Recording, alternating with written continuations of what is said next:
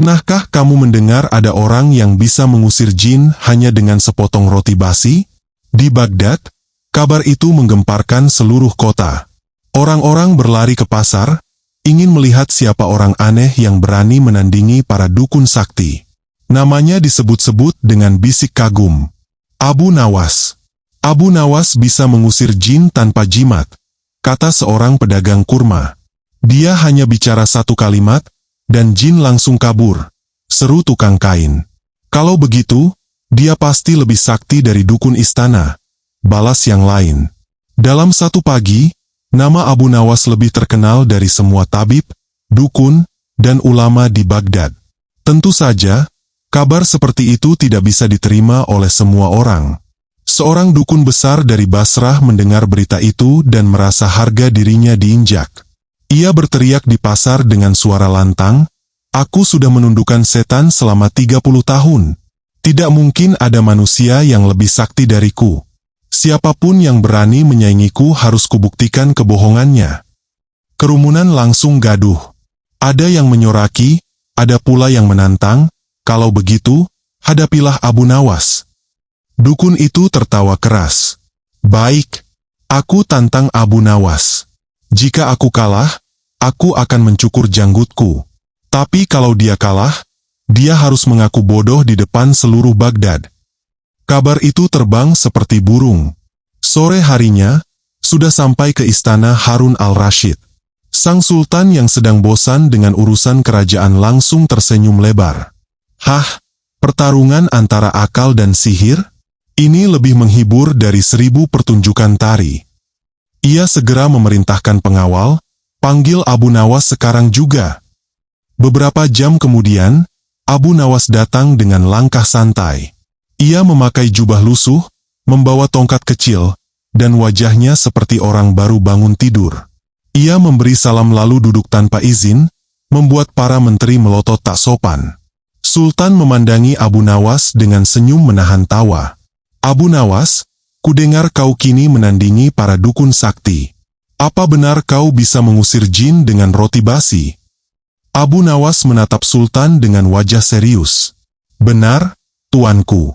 Tapi jinnya bukan dari neraka, melainkan dari dapur."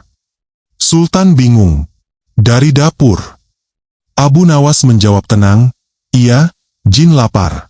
Setelah kuberi roti basi, dia langsung pergi mencari yang lebih segar." Para menteri terbahak. Sultan ikut tertawa keras. "Kau memang gila, Abu Nawas. Tapi rakyat sudah menunggu pertandinganmu dengan dukun Basrah. Apa kau berani?" Abu Nawas berdiri, menunduk hormat. "Tuanku, berani melawan kebodohan bukanlah keberanian, tapi kewajiban. Namun izinkan aku melawannya dengan caraku sendiri." Sultan mengangguk. "Kau boleh lakukan sesukamu. Tapi ingat, kalau kau kalah, tidurmu seminggu di penjara." Abu Nawas menjawab cepat, "Baik, tuanku. Tapi jika aku menang, biarlah para dukun belajar tidur di akal sehat mereka." Sultan menepuk lututnya sambil tertawa puas. "Kau memang tak bisa ditebak, Abu Nawas." Abu Nawas pun keluar dari istana dengan wajah tenang. Di luar gerbang, orang-orang sudah menunggu. Mereka berebut bertanya, "Abu Nawas, apa kau akan gunakan sihir putih atau hitam?" Ia menjawab santai, "Aku tak pakai keduanya. Aku hanya pakai otak." Seseorang bertanya lagi, "Tapi dukun itu punya jin pelayan. Kau punya apa?" Abu Nawas menatap langit, lalu berkata, "Aku punya satu makhluk yang lebih kuat dari 1000 jin." "Makhluk apa itu?" Ia tersenyum tipis. "Logika." Orang-orang saling pandang, tak paham. Tapi wajah Abu Nawas begitu yakin. Malam itu, kabar pertarungan esok hari menyebar ke seluruh Baghdad. Semua ingin melihat bagaimana satu orang biasa berani melawan kekuatan gaib. Dan di tengah keramaian, dukun Basrah sudah menyiapkan tongkat, jimat, dan mantra. Ia bersumpah di hadapan murid-muridnya, "Besok, aku akan memperlihatkan bagaimana ilmu manusia kalah oleh sihir. Abu Nawas akan menyesal menantangku."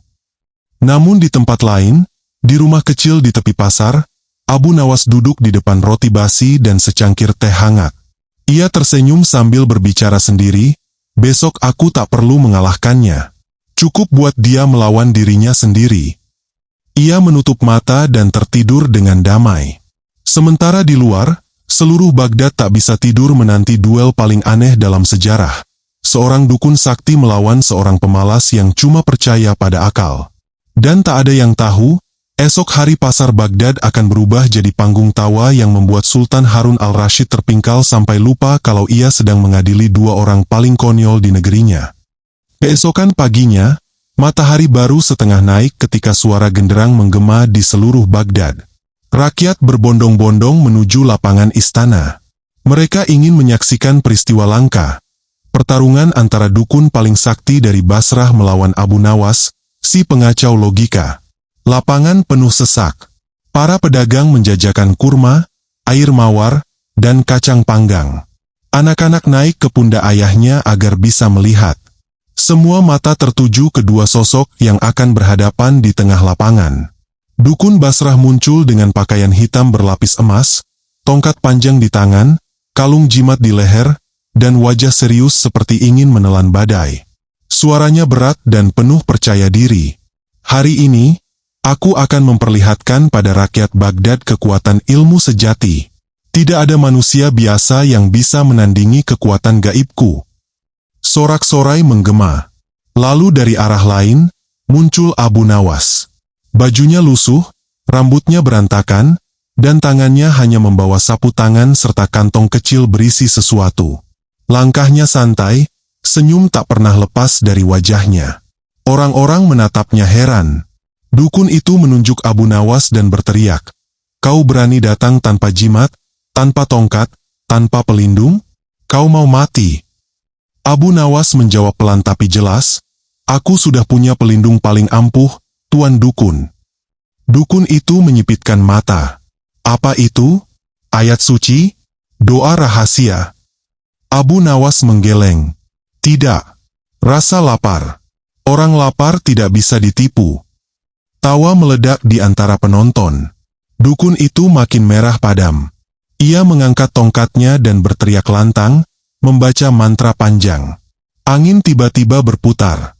Debu naik ke udara. Seekor kucing yang lewat langsung melompat ketakutan. Orang-orang menjerit kecil, sebagian mundur. Sultan Harun al-Rashid duduk di singgasananya di balkon istana. Ia tersenyum melihat pertunjukan itu. "Menarik," gumamnya. Abu Nawas tetap tenang. Ia melihat ke arah dukun dan berkata santai, "Wahai Tuan Dukun, sebelum kau melanjutkan, izinkan aku bertanya." "Bertanya apa?" bentak dukun itu. Abu Nawas menatap tajam. "Kau bilang bisa memanggil jin, betul?" "Tentu," jawabnya penuh percaya diri. "Baik," kata Abu Nawas, "kalau begitu panggil jinnya untuk menyapu halaman ini dulu." Kasihan rakyat Baghdad menghirup debu. Rakyat meledak tertawa. Sultan hampir tersedak air minum. Dukun itu kehilangan fokus, lalu mencoba mengubah arah mantra. Tapi angin yang ia panggil justru memutar kembali ke arahnya, membuat jubahnya terangkat dan jimatnya beterbangan. Abu Nawas menutupi mulut sambil berkata lembut, "Tuan Dukun, jinnya sepertinya malu bekerja di hadapan orang ramai." Dukun itu berteriak marah, "Kau menertawakan kekuatanku." Abu Nawas mengangkat sapu tangannya. "Tidak, aku hanya menertawakan orang yang mengaku bisa mengendalikan makhluk gaib, padahal bajunya sendiri tak bisa ia kendalikan." Sultan tertawa keras sampai berdiri. Rakyat bersorak. Dukun itu semakin kesal. Ia menancapkan tongkatnya ke tanah, lalu berteriak, "Baik, sekarang aku akan memanggil jin penjaga laut untuk menakutimu." Ia menutup mata, membaca mantra dengan cepat. Suara aneh terdengar, seperti bisikan. Lalu tiba-tiba dari tongkatnya keluar asap putih tebal yang menyelimuti lapangan. Orang-orang mundur panik. Tapi di tengah asap itu, terdengar suara Abu Nawas santai. "Wah, jinnya datang terlambat. Mungkin tadi macet di Sungai Tigris." Tawa pecah lagi. Saat asap hilang, ternyata yang muncul bukan jin, melainkan seekor kambing hitam milik pedagang yang lepas dari kandangnya. Kambing itu mengembik dan menyeruduk tongkat dukun sampai patah. Abu Nawas bertepuk tangan. Lihat, jinnya memang kuat. Dia bahkan berubah jadi kambing untuk menguji kesabaranmu. Dukun itu pucat. Ia tak bisa berkata apa-apa. Sultan menahan tawa sambil berkata pada pengawalnya, "Aku ingin pertunjukan ini tidak berhenti." Abu Nawas menatap ke arah Sultan dan menunduk hormat. "Tuanku, izinkan aku mengakhiri permainan ini dengan cara yang lebih adil." Sultan mengangguk. "Lakukan." Abu Nawas mendekat ke arah dukun dan berkata pelan tapi jelas, "Kau mengaku bisa menundukkan jin, tapi tak bisa menundukkan amarahmu. Kau mengaku punya kekuatan gaib, tapi kehilangan akal saat diejek. Bagaimana bisa orang seperti itu disebut sakti?" Dukun itu terdiam. Rakyat bertepuk tangan keras. Sultan berdiri dan memerintahkan pengawal, "Bawa dukun ini ke istana, beri dia makan. Tapi jangan lupa, cukur janggutnya seperti janjinya." Sorak-sorai menggema. Abu Nawas menunduk hormat dan berjalan pergi tanpa melihat ke belakang. Namun di tengah langkahnya keluar dari lapangan, seorang menteri berbisik pada Sultan, "Tuanku, dukun itu bersumpah akan kembali bersama 10 dukun sakti dari berbagai negeri untuk membalas Abu Nawas." Sultan tersenyum lebar. "Kalau begitu, kirim pesan pada Abu Nawas. Katakan, pertunjukan belum selesai." Abu Nawas yang mendengar dari kejauhan hanya tersenyum tipis. 10 dukun? Baiklah. Kalau satu saja bisa kutipu dengan logika, 10 akan kutumbangkan dengan kebodohan mereka sendiri. Ia melangkah pergi ke arah pasar. Sementara di seluruh Baghdad, kabar baru mulai beredar. 10 dukun sakti akan datang menantang satu orang bernama Abu Nawas. Dan rakyat pun tahu, pertarungan berikutnya tidak akan tentang sihir, tapi tentang siapa yang paling waras di antara mereka. 2 hari setelah kekalahan dukun Basrah, Baghdad kembali heboh. Kabar beredar bahwa 10 dukun sakti dari berbagai negeri sedang menuju kota itu untuk menantang Abu Nawas. Mereka berasal dari Yaman, Mesir, Persia, dan India. Masing-masing mengaku lebih hebat dari yang lain. Pasar Baghdad kembali ramai. Orang-orang membicarakan kabar itu sambil tertawa dan bertaruh. "Kali ini Abu Nawas pasti tak bisa lolos," kata seorang penjual kopi. 10 dukun sekaligus, siapa yang bisa mengalahkan mereka? Namun sebagian lain berkata, "Kau lupa? Abu Nawas bukan melawan kekuatan mereka, tapi melawan akal mereka." Di istana, Sultan Harun al-Rashid menerima kabar itu dengan wajah berseri. Luar biasa. 10 dukun datang ke Baghdad hanya karena satu orang rakyat jelata. Dunia ini benar-benar lucu. Ia lalu memerintahkan pengawal, "Cari Abu Nawas. Katakan padanya, aku ingin melihat keajaiban yang lebih besar dari sebelumnya." Ketika pengawal menemukannya, Abu Nawas sedang duduk di warung kecil sambil mencelup roti ke dalam sup. Ia tampak santai seolah tak ada ancaman. "Abu Nawas," kata pengawal, "Sultan memanggilmu. 10 dukun sakti akan datang menantangmu besok pagi." Abu Nawas mengunyah pelan, lalu bertanya, 10, ya? Tidak 11? Sayang, kalau ganjil lebih mudah diatur." Pengawal bingung. "Kau tidak takut?" Abu Nawas tersenyum.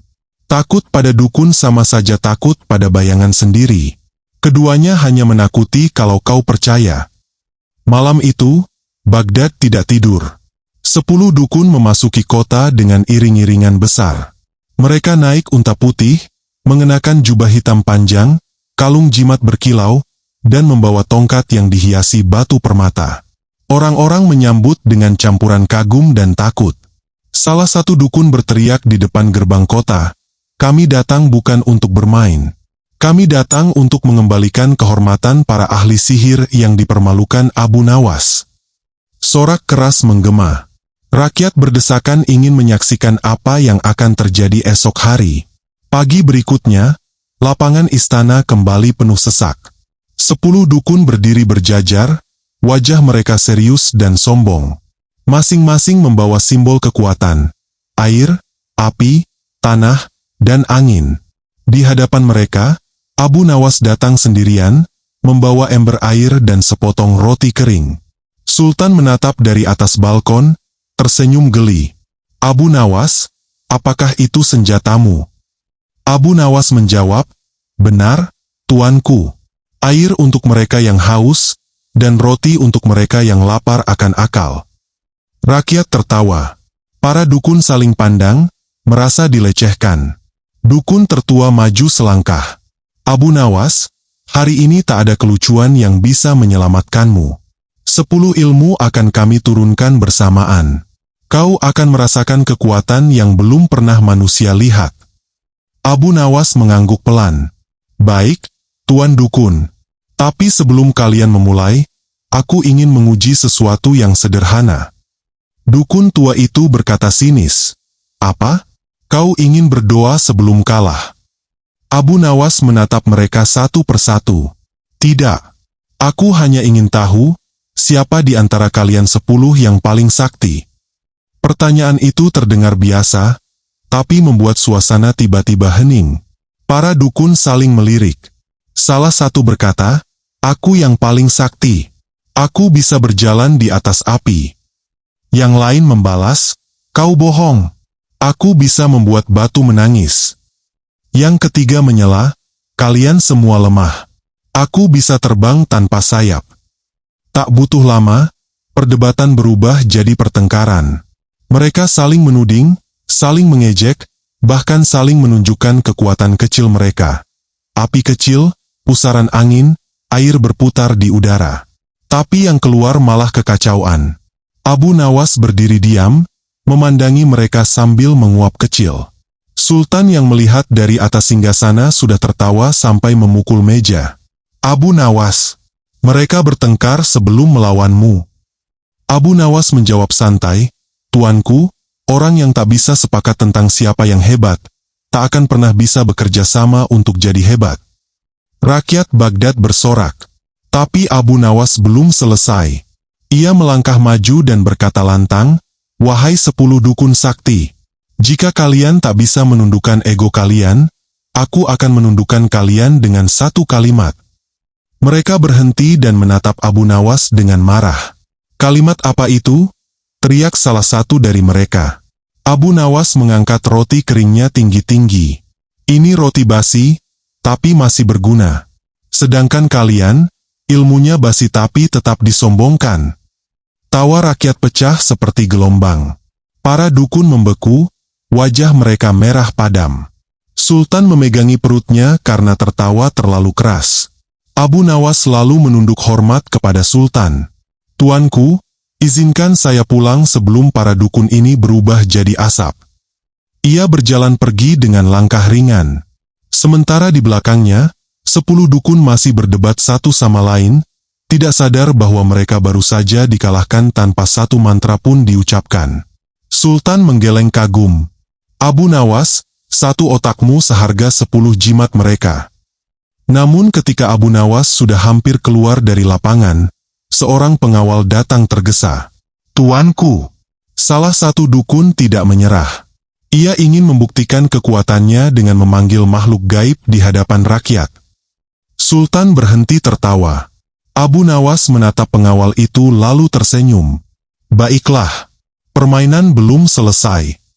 Ia berbalik, melangkah kembali ke tengah lapangan, menatap dukun tua yang berdiri tegak dengan tongkatnya. Kalau begitu, kata Abu Nawas pelan, biarlah kita lihat siapa yang sebenarnya memanggil jin, dan siapa yang memanggil kebodohan. Dan disinilah awal dari pertarungan paling gila yang akan membuat seluruh Baghdad tercengang.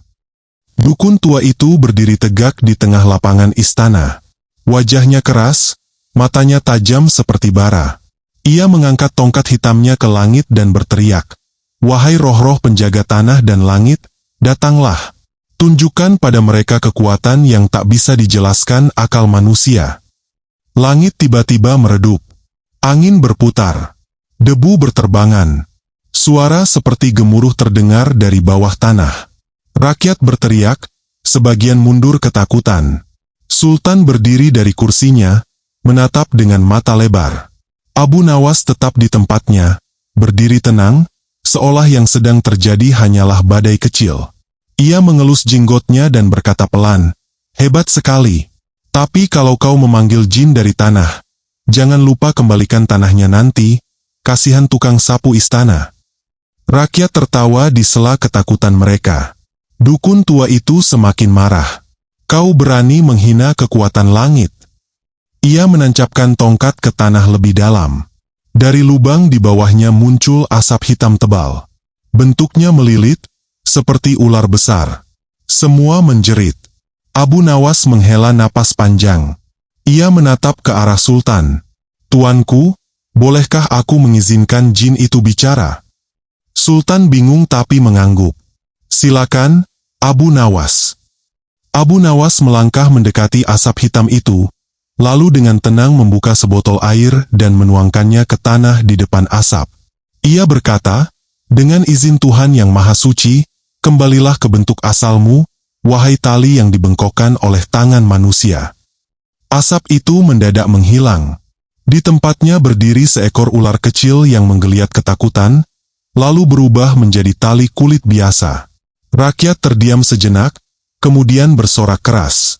Sultan sampai berdiri dari singgasananya. "Abu Nawas, bagaimana kau bisa tahu itu hanya tali?" Abu Nawas menunduk sopan. "Tuanku, kalau seekor jin sungguhan muncul, dia tak akan tunduk pada tongkat.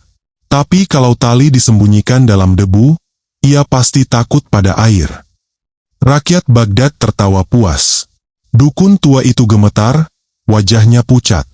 Ia menatap Abu Nawas dengan marah, tapi lidahnya keluh.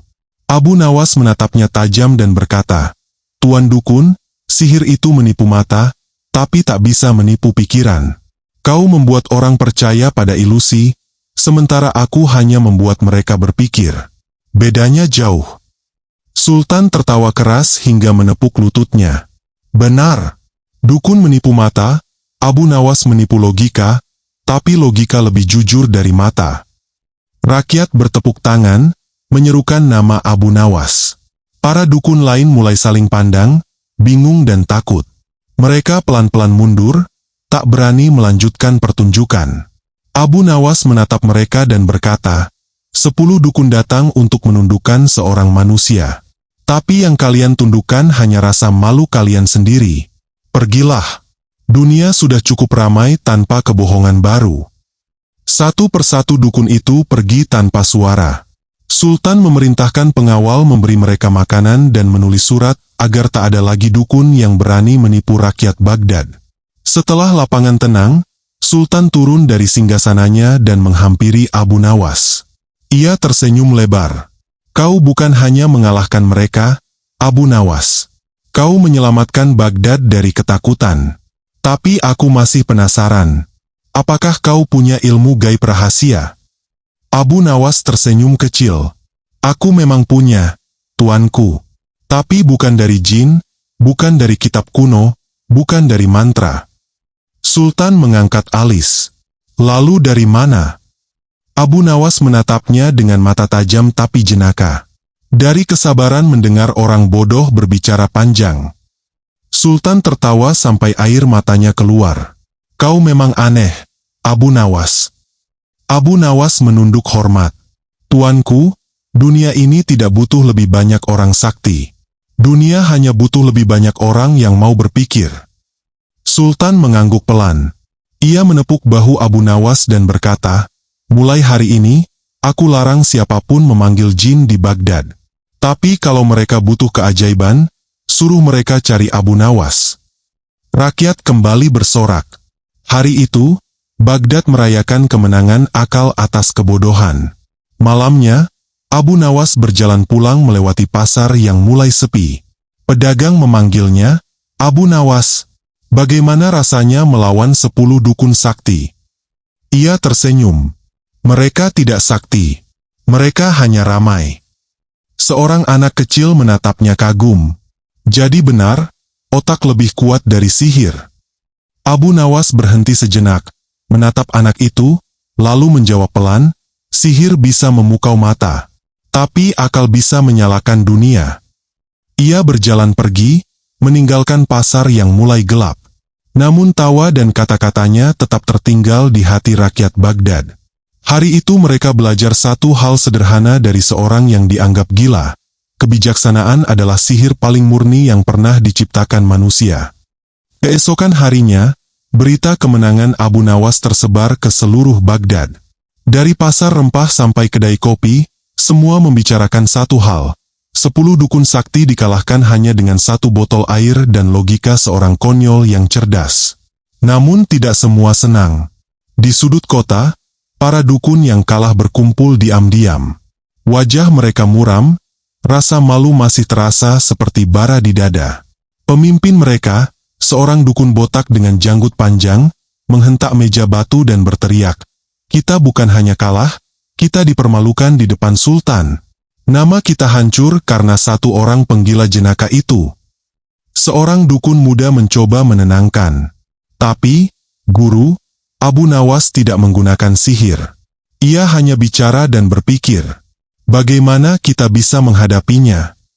Dukun botak itu menatap tajam.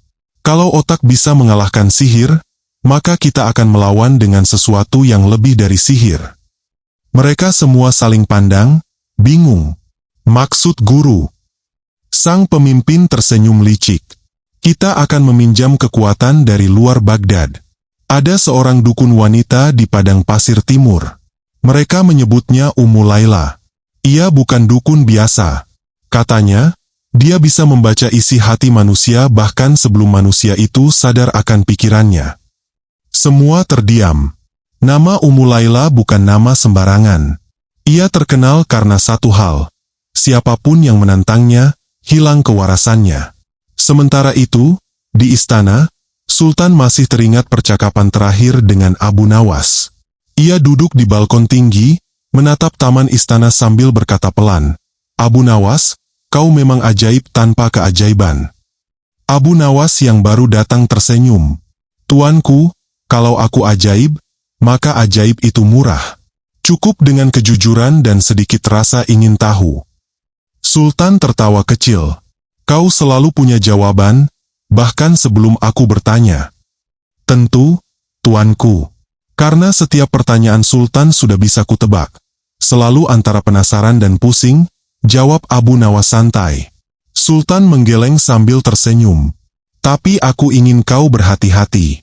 Aku mendengar kabar, para dukun yang kau kalahkan belum menyerah." Abu Nawas menatap langit, wajahnya tetap tenang. "Biarkan mereka mencoba, tuanku. Kalau mereka mencari jin, mereka akan menemukan dirinya sendiri." Sultan mengernyit. "Maksudmu?" Abu Nawas tersenyum tipis. Orang yang terlalu sering memanggil roh, lama-lama lupa bahwa roh itu sebenarnya hidup di dalam dirinya. Beberapa hari berlalu. Baghdad tampak damai. Tapi di pinggiran kota, angin padang pasir mulai berhembus aneh. Unta-unta gelisah, burung gagak beterbangan di atas menara. Di malam ketiga, seorang penjaga melihat cahaya biru menari di atas sungai Tigris. Suaranya seperti bisikan perempuan yang menyebut nama, "Abu Nawas. Abu Nawas." Keesokan paginya, Sultan memanggil Abu Nawas. "Kali ini, aku yakin ini bukan ulah manusia biasa." Abu Nawas menjawab tenang, "Tuanku, semua keajaiban hanya tampak luar biasa sampai seseorang tahu caranya bekerja. Mungkin sudah waktunya aku belajar sedikit tentang sihir mereka." Sultan menatapnya khawatir. "Apa kau tidak takut?" Abu Nawas tertawa kecil. "Takut itu hanya tanda bahwa logika sedang istirahat, tuanku." Malam itu, Abu Nawas berangkat sendiri menuju arah padang pasir timur, mengikuti kabar tentang seorang perempuan misterius yang bisa membaca pikiran manusia. Ia berjalan tanpa membawa apapun selain tongkat kayu dan senyum. Di kejauhan, gurun membentang luas. Bulan menggantung tinggi seperti mata yang mengintai. Angin membawa suara samar dari kejauhan. "Selamat datang, Abu Nawas. Aku sudah menunggumu." Abu Nawas berhenti, menatap gelap di depan. "Kalau kau tahu aku datang, berarti kau bukan dukun." Kau hanya terlalu penasaran. Suara itu tertawa lirih, menggema di seluruh padang pasir. Kau tak akan bisa menipu pikiranku, Abu Nawas. Abu Nawas tersenyum dan berkata pelan, mungkin tidak. Tapi aku bisa membuatmu menipu dirimu sendiri. Angin tiba-tiba berhenti. Gurun menjadi sunyi. Malam itu, dimulailah pertemuan antara akal yang tajam dan sihir yang paling halus di seluruh Baghdad. Dan dari pertemuan itu, lahirlah kisah baru, kisah yang membuat seluruh Baghdad percaya bahwa kadang, yang paling berbahaya bukanlah sihir yang mengubah dunia, tapi pikiran yang tak bisa dikalahkan siapapun.